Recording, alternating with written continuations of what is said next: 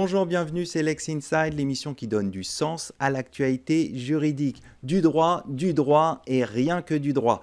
Au programme de ce numéro, on va parler des nouveautés législatives concernant les PFAS. Ce sera dans quelques instants avec Cathy Morales-Frénois, avocate au sein de Norton Rose Fulbright. On parlera également de la fraude au remboursement ou refund avec Stéphanie Fulgoc, associé chez Next Avocat. Et enfin, on parlera de réorganisation de PSE et de PDV et comment anticiper et minimiser les risques psychosociaux dans le cadre de ces PSE et PDV. Ce sera avec Joël Granger, avocat associé au sein de Flichy Granger Avocat. Voilà pour les titres. Lex Inside, c'est parti!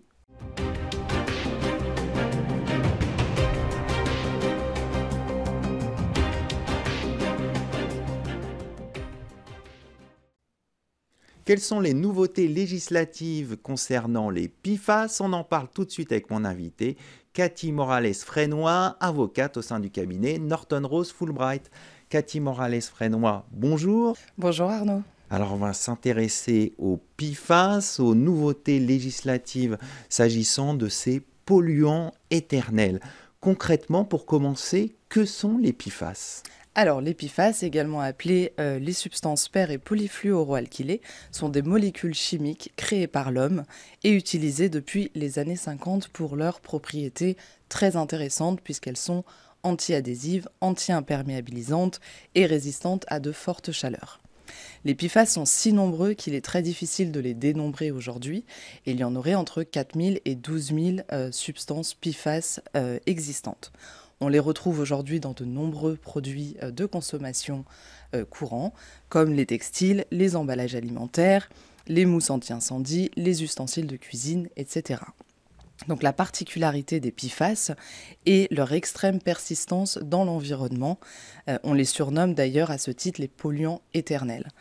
Donc à titre d'exemple, on retrouve encore du PFOS, donc un des PFAS très utilisés dans les années 50, dans l'eau et les sols, alors que son usage a été très fortement restreint dès 2009 par la réglementation internationale et européenne. Donc les PFAS ont donc infiltré notre quotidien et notre environnement à tel point que 99% de la population mondiale présenterait des traces de PFOA, un autre PFAS, dans leur sang. PFOA qui est d'ailleurs classé cancérogène dans le groupe 1 du Centre international de recherche et sur le cancer. Donc leur persistance dans l'environnement et leur risque pour la santé a conduit les PFAS sur le devant de l'actualité aujourd'hui. Face aux risques que représentent ces PFAS, le législateur s'est emparé du sujet et on a une loi du 27 février 2025 qui a pour ambition de protéger la population face aux risques liés aux PFAS. Quels sont les objectifs de cette loi? Que prévoit-elle? Alors effectivement, la loi du 27 février 2025 qui a été adoptée par le législateur français est une loi pionnière en la matière et qui va encore plus loin que toutes les réglementations qu'on peut connaître actuellement, notamment européennes. Donc cette loi comporte 4 grandes mesures très importantes pour les PFAS. La première est bien évidemment l'interdiction en 2026 de l'ensemble des PFAS dans certains produits de consommation à des concentrations supérieures à une valeur résiduelle qui sera définie prochainement par décret. Cette interdiction vise donc l'ensemble des PFAS et évite ainsi les substitutions dites regrettables par lesquelles les fabricants vont remplacer un PFAS par un autre qui serait peut-être tout aussi nocif. Donc plus concrètement, au 1er janvier 2026, il sera interdit de fabriquer, d'importer, d'exporter et de mettre sur le marché des cosmétiques, des fardes, les revêtements pour les skis, et des vêtements et chaussures contenant des PFAS, à l'exception évidemment des vêtements et chaussures pour la protection, donc notamment des militaires et des pompiers. Cette interdiction sera ensuite étendue à tous les textiles, notamment par exemple d'ameublement, dès 2030. Les PFAS resteront donc autorisés dans certains produits, notamment les ustensiles de cuisine par exemple et les mousses anti-incendie, en attendant éventuellement une interdiction européenne, puisque rappelons que dans le cadre du règlement REACH, une proposition d'interdiction totale des PFAS a été soumise à l'Agence européenne des produits chimiques par 5 pays, l'Allemagne, le Danemark, la Norvège, les Pays-Bas et la Suède en janvier 2023, et qui est toujours en cours de discussion. La deuxième mesure va être l'obligation de contrôler la présence de PFAS dans l'eau potable. Ce contrôle portera à minima sur les PFAS qui seront également listés par décret. Sur la base de ces résultats obtenus, un bilan national de la qualité de l'eau potable pourra être réalisé et publié tous les ans. Le gouvernement devra aussi établir un plan pour le financement de la dépollution des eaux potables par les collectivités locales, qui représente aujourd'hui un coût important. Et c'est d'ailleurs à ce titre que la régie Haute-Paris a déposé une plainte contre X, justement pour faire appliquer le principe du pollueur-payeur. La troisième grande mesure va consister à mettre à disposition du public une carte en ligne recensant tous les sites émetteurs et producteurs de PFAS en France, donc dans l'environnement. Et cette carte devra être révisée au minimum tous les ans et être accompagnée des quantités d'émissions de PFAS dans les milieux. La quatrième mesure, enfin, consiste à instaurer une redevance qui sera assise sur les rejets de PFAS dans l'eau, en vertu du principe pollueur-payeur. Donc le tarif de la redevance aujourd'hui est de 100 € pour 100 grammes de PFAS rejetés. Alors, au-delà de cette loi, il y a également le gouvernement qui s'est saisi de cette question. Et pour limiter les risques associés au PFAS, il a adopté un plan interministériel. Que prévoit ce plan ? Oui, tout à fait. Alors en avril 2024, le gouvernement a mis à jour son plan d'action interministériel qui a pour objectif final de réduire les risques associés au PFAS. Ce plan organise la mobilisation de toutes les administrations publiques et définit les actions pour réduire le plus rapidement possible les risques associés au PFAS. Ce plan, globalement, s'articule autour de 5 grands axes. Le premier vise à améliorer l'analyse des PFAS en développant des méthodes de mesure à la fois dans les émissions atmosphériques, mais également dans les émissions dans l'eau, les sols et les aliments, les poussières, etc., mais également dans les denrées alimentaires et les biens de consommation. Le second axe vise à renforcer la surveillance des sources d'émissions de PFAS, par exemple dans les stations d'épuration des eaux usées ou dans des installations d'incinération de déchets. Et à ce titre, nous avons un projet d'arrêté qui est en cours de consultation pour faire des surveillances des stations d'épuration des eaux industrielles. Ensuite, ce plan vise à réduire les risques liés à l'exposition de la population au PFAS, et c'est là qu'intervient évidemment la loi de 2025. Le quatrième axe vise à innover en associant les acteurs économiques et soutenir la recherche, par exemple en matière de substitution, parce qu'il va bien falloir remplacer les PFAS aujourd'hui interdits par d'autres substances qui auraient les mêmes propriétés chimiques. Et enfin, le dernier axe vise à améliorer toujours l'information du public pour mieux agir. Par exemple, il s'agira d'informer les professionnels de la santé sur les risques sanitaires associés au PFAS. Alors, pour compléter ce cadre juridique, il y a un arrêté également du 20 juin 2023 qui impose aux ICPE de rechercher l'éventuelle présence des PFAS dans leurs rejets aqueux. Quelles sont les obligations spécifiques pour les ICPE ? Alors tout à fait, cet arrêté ministériel du 20 juin 2023 vise à établir un premier état des lieux de la présence de PFAS à l'échelle nationale, au sein des rejets aqueux, autrement dit des rejets industriels des eaux usées, de plusieurs secteurs d'activité. Il vise les ICPE soumises à autorisation au titre de certaines rubriques de la nomenclature, ainsi que les installations qui utilisent, rejettent ou traitent des PFAS. Il s'agit par exemple des fabricants de produits chimiques, des entreprises spécialisées dans le traitement de textiles ou encore les stations d'épuration industrielles. Ces exploitants ont ainsi dû établir une liste des PFAS qu'ils utilisent, qu'ils rejettent ou qu'ils traitent et mener une campagne d'identification et d'analyse des PFAS sur chaque point de rejet de leur exploitation. Pour terminer, il y a également une directive européenne qui concerne la qualité des eaux de consommation humaine. En quelques mots pour conclure. Tout à fait. Donc cette directive européenne sur la qualité des eaux destinées à la consommation humaine qui a été transposée en droit français par une ordonnance du 22 décembre 2022 a pour objectif premier de protéger la santé humaine des risques de contamination des eaux potables par les PFAS. Donc concernant les PFAS, la directive a fixé des valeurs limites qu'on ne peut pas dépasser et qui sont de 0,10 microgrammes par litre dans l'eau potable du robinet pour la somme de 20 PFAS. Les nouvelles limites de qualité réglementaire européennes ont été anticipées par la France et sont entrées en application depuis janvier 2023. Elles permettent ainsi aux autorités locales de gérer les situations de présence de ces 20 PFAS dans les eaux destinées à la consommation humaine en France. On va conclure là-dessus. Merci Cathy Morales-Fleury. Beaucoup. Je rappelle que vous êtes avocate au sein du cabinet Norton Rose Fulbright. Tout de suite, l'émission continue. On va parler fraude au remboursement ou refund.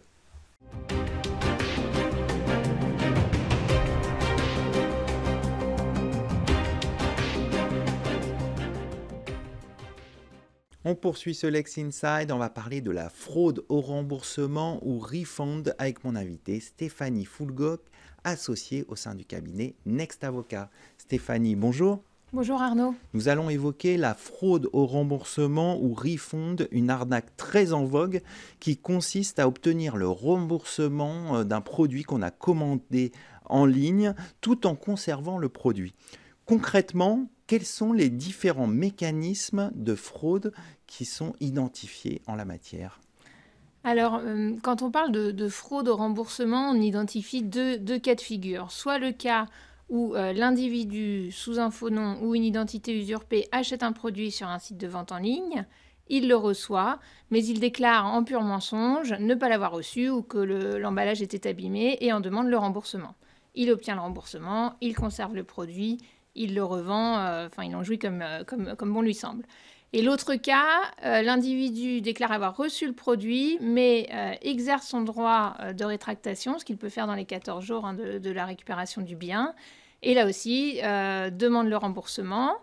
Il déclare renvoyer le produit, mais dans le colis de réexpédition, il y glisse des chiffons, de la terre, un produit contrefait, et il ne restitue pas le bien. D'accord. On va s'intéresser au cadre légal. Est-ce que ce cadre légal, il est adapté pour ce type de fraude ? Alors, il est tout à fait adapté parce qu'on est dans de la pure escroquerie, donc qui est sanctionné pénalement par 5 ans d'emprisonnement, 375 000 € d'amende. La difficulté, bien sûr, est toujours d'identifier les auteurs de la fraude. Alors, comment on fait justement pour les identifier en général ? Alors, l'anonymat est la règle sur Internet. C'est assez facile de se créer des faux profils ou d'usurper l'identité de personnes, alors quand on est rompu à l'exercice, bien sûr. Donc, il va falloir pour cela obtenir le concours des autorités de police, des autorités judiciaires pour que des enquêtes avec les pouvoirs qui leur sont propres puissent être menées. Alors, on va s'intéresser à la prévention contre ces pratiques. Face à ces fraudes, comment les plateformes, concrètement, peuvent-elles faire pour se prévenir juridiquement de telles arnaques ? Alors, donc, il y a les plateformes et les grands sites de vente en ligne qui font un choix stratégique assez évident de fluidifier la commercialisation de produits, la consommation via leurs services. Donc, ils facilitent l'achat, ils facilitent le paiement et ils facilitent la livraison de façon à ce qu'elle soit très rapide, la livraison. Donc, de plus en plus, on voit que les colis sont livrés sur le paillasson, remis à un concierge, remis à un voisin. Il n'y a plus de dispositif très précis de contrôle de la preuve de la bonne réception par le destinataire de son colis. Donc c'est comme ça qu'il peut y avoir des abus. Exactement. C'est déjà un axe qui pourrait être renforcé par les grands acteurs de la vente en ligne, s'assurer d'une meilleure réception des colis par les destinataires. Là, on voit bien que la pression est mise sur les livreurs plutôt sur le chiffre que sur la collecte de cette preuve. Pour la politique, pour la fraude au remboursement, lorsqu'on exerce son droit de rétractation, c'est un peu plus fin parce que la réglementation dans le Code de la consommation prévoit que le commerçant doit rembourser la personne qui exerce son droit de rétractation à la première des 2 dates suivantes, soit lorsque le commerçant récupère le bien, donc par exemple quand on décide de faire un retour en boutique, en magasin, soit lorsque le consommateur apporte la preuve de la réexpédition du bien.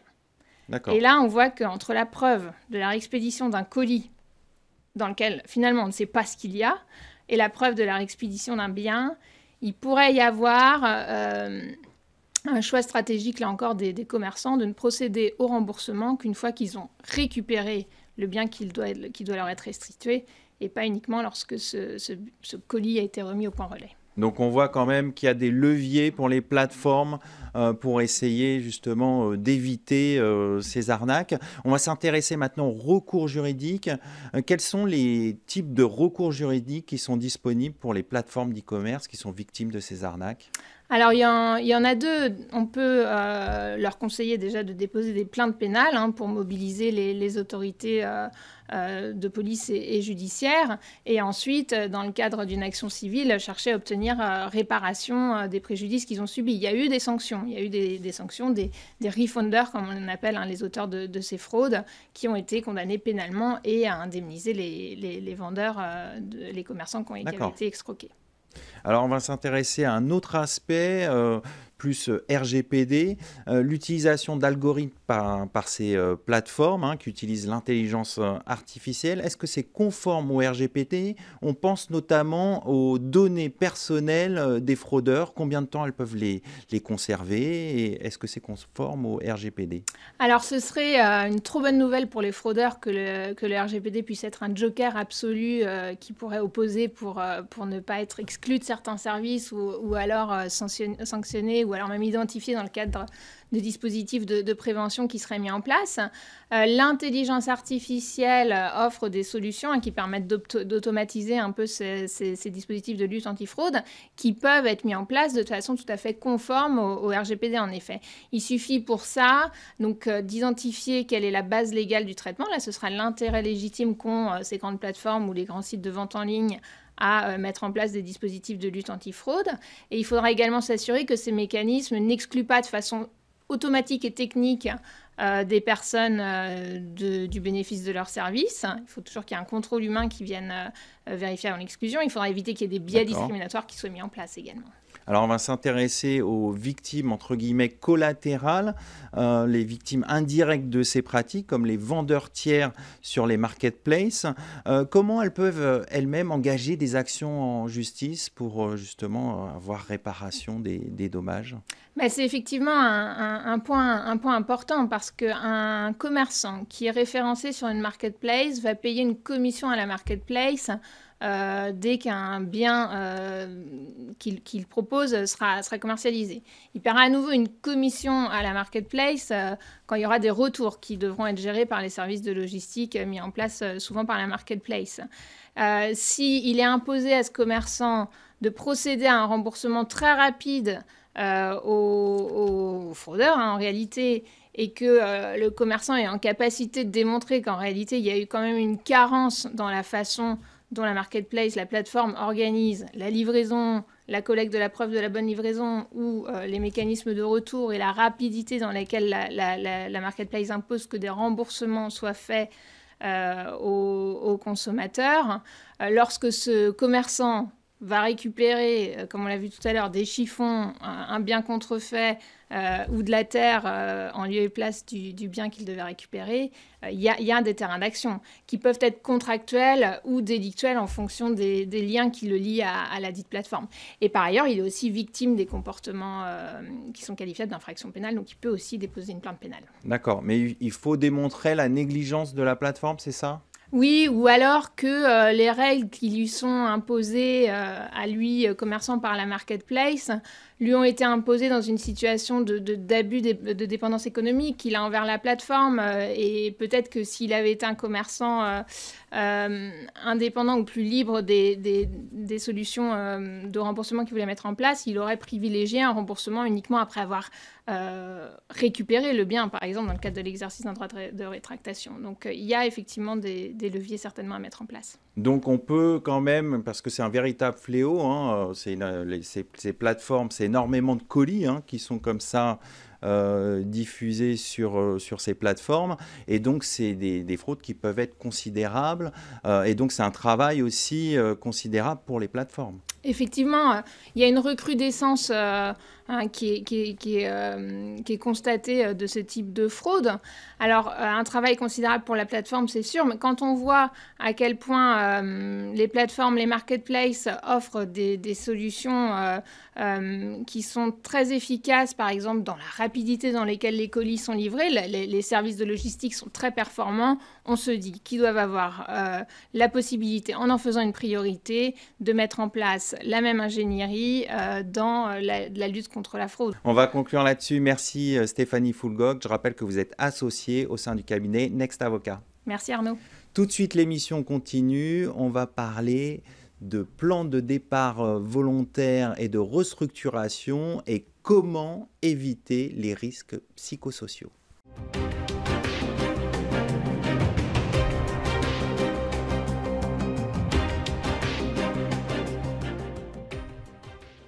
Comment anticiper et minimiser les risques psychosociaux dans le cadre de PSE ou de plans de départ volontaires? On en parle tout de suite avec mon invité, Joël Granger, associé au sein du cabinet Flichy Granger Avocat.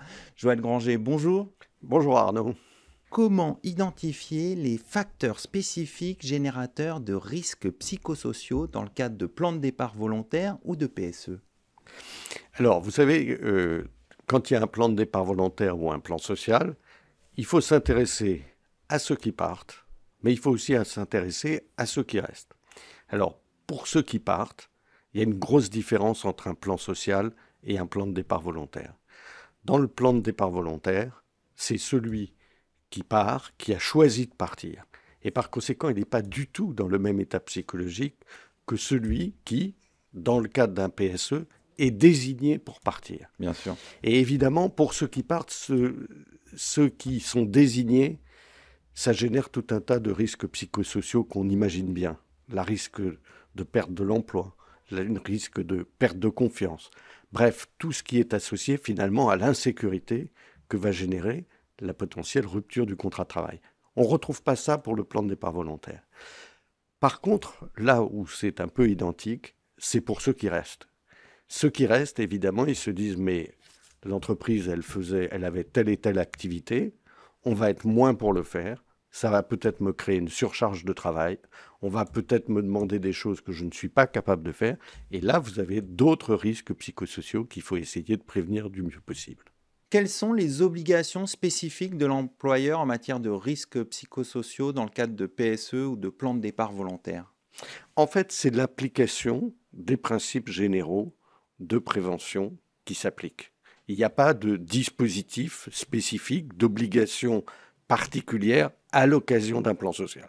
D'accord. On doit appliquer les règles qui s'appliquent à l'employeur en toutes circonstances sur le lieu de travail. Et donc l'employeur doit prendre les mesures pour prévenir les risques liés à la santé physique et mentale des salariés. Alors naturellement, les mesures vont être particulières, mais il n'y a pas dans les textes, à proprement parler, de cadre juridique distinct du cadre prévu par les articles L 41-21-1 du Code du travail et suivants, qui énumèrent la façon dont on doit s'y prendre pour prévenir la santé physique et mentale des salariés. Donc c'est le droit commun du travail qui s'applique. C'est le droit commun du travail qui s'applique, absolument. Après, c'est dans un cadre un peu particulier, puisqu'il va naturellement y avoir l'information-consultation des représentants du personnel. Bien sûr. Et puis, il va y avoir le contrôle de l'administration sur comment vous avez analysé les risques, quelles sont les mesures que vous avez prises pour les prévenir, et sont-elles suffisantes? Ça, c'est un contrôle qui est effectué par l'administration au moment de l'homologation ou de la validation. Quand je dis au moment de la validation, de l'homologation, c'est parce que c'est le moment où l'administration va prendre une décision. Mais en fait, en amont, l'administration écrit généralement une lettre d'observation, rappelle que ces principes doivent s'appliquer et s'assure ensuite qu'ils ont bien été appliqués par l'entreprise. Alors on va s'intéresser au cas où il y aurait la négligence ou l'absence de prise en compte des risques psychosociaux par l'employeur. Comment concrètement on peut évaluer les risques, notamment de contentieux, en cas d'absence ou d'insuffisance de prise en compte des risques psychosociaux de la part de l'employeur? Alors, l'absence de prise en compte des risques psychosociaux, là, je pense qu'il y aura un feu rouge de l'administration et les risques sont élevés d'avoir un feu rouge de l'administration. D'accord. Si vraiment il y a une absence. Après, la question, c'est plus l'insuffisance. L'insuffisance, c'est toujours quelque chose de relatif. Il y en Comment on a, la il caractérise? y en a, mais il n'y en a peut-être pas assez. Moi, ma recommandation, quand même, c'est de faire un travail sérieux sur le sujet et anticiper. c'est-à-dire prévoir en amont, ne pas arriver, transmettre un document unilatéral à l'administration sans que ce sujet n'ait été évoqué. De même avec les représentants du personnel, parce que je peux vous dire que les représentants du personnel ont ce sujet-là tout à fait à l'esprit et posent des questions, et leurs experts également, et vous demandent comment vous avez anticipé, comment vous avez évalué les risques psychosociaux, et comment vous avez évalué la charge de travail de ceux qui restent. C'est un exercice, à vrai dire, extrêmement compliqué. Évaluer la charge de travail de ceux qui vont rester après les suppressions d'emplois, c'est une évaluation un peu arbitraire, d'autant plus que, évidemment, avant d'engager une procédure de licenciement, vous ne prévenez pas toute la boîte que on va supprimer des postes. Bien sûr. Et donc, vous n'avez pas les niveaux hiérarchiques disponibles pour vous dire vraiment ce que font les uns et les autres. Et d'ailleurs, les experts sont souvent à dire « Ah, mais là, vous parlez du travail prescrit, vous ne travaillez pas du travail ressenti, il faut refaire l'analyse. » Bon, je pense qu'il ne faut pas aller trop dans l'excès de l'anticipation. Je pense qu'il serait plus pertinent de prévoir un suivi régulier de la charge de travail après plan social, plutôt que d'essayer d'imaginer ce que sera l'avenir, ce qui est toujours extrêmement délicat. Oui, on n'a pas une boule de cristal. On pour n'a pas savoir une comment boule de ça cristal. se passe. Voilà. Pour terminer, au-delà de l'anticipation et des éléments que vous venez de dire, est-ce qu'il y a d'autres bonnes pratiques à avoir sur l'anticipation et minimiser ces risques psychosociaux pour essayer de mieux gérer cette situation qui est compliquée? Ce qu'il y a de certain, c'est que les plans sociaux, c'est souvent assez traumatisant. Très souvent, ça intervient à un moment où l'entreprise, en plus, ne va pas bien. Et je pense que dans votre entreprise, l'ambiance est meilleure quand le chiffre d'affaires augmente que quand le chiffre d'affaires décroît. Bien sûr. C'est assez naturel. L'actionnaire est content, mais les salariés aussi. Ils aiment que leur entreprise marche parce que ça veut dire que les projets auxquels ils participent sont des projets qui marchent. Donc c'est toujours assez délicat. Mais ce qu'il faut peut-être, c'est penser à la formation du management intermédiaire et des élus. Parce que je pense que pour minimiser les risques psychosociaux, il faut savoir détecter les points sensibles, les gens qu'on imagine un peu fragiles, pour pouvoir au mieux les accompagner. Et pour ça, il faut être bien formé pour pouvoir identifier. Et pour ça, il faut être bien formé, parce qu'un manager peut avoir des phrases extrêmement maladroites, qui peuvent être extrêmement blessantes, alors même que le manager ne pense peut-être que telle personne va être licenciée, mais peut-être que les critères d'ordre, ça tombera sur quelqu'un d'autre. Et donc, faut bien se dire que l'annonce d'un potentiel licenciement, dans certaines circonstances, ça peut être effectivement traumatisant, parce qu'on se dit, je vais peut-être pas retrouver un emploi. Si je retrouve pas un emploi, qu'est-ce que je vais faire? J'ai souscrit un emprunt la veille, etc., etc. Donc, je crois que la formation de l'encadrement de proximité, la formation des élus, pour savoir justement eux aussi, parce que c'est souvent le réceptacle justement de ces inquiétudes, Bien sûr. qu'il y ait un bon climat social et que le délégué syndical prévienne tout de suite la DRH de tel ou tel cas, ou qu'on mette en place une ligne d'alerte psychologique. Ça, ce sont des mesures qu'il faut prendre pour éviter effectivement des troubles psychosociaux qui peuvent être assez graves après. On va conclure là-dessus. Merci Joël Granger. Je rappelle que vous êtes avocat associé au sein de Flichy Granger Avocats. Merci beaucoup Arnaud. Merci à toutes et à tous pour votre fidélité. Quant à moi, je vous retrouve très bientôt sur Be Smart for Change. Restez curieux et informés.